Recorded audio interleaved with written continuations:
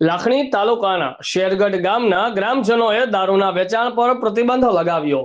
શેરગઢ ગામમાંથી દારૂનું દૂષણ દૂર થાય એના માટે શેરગઢ ગ્રામજનો દ્વારા ખૂબ જ એક દંડકીય જોગવાઈ સાથે દારૂબંધી કરવામાં આવી છે। આવો જ કાયદો બધા ગામોની અંદર લાગવામાં આવે એવી પણ માંગ કરવામાં આવી હતી। બ્યુરો ચીફ હિતેશ મોદી, ઇન્કલાબ ન્યૂઝ, મહેસાણા।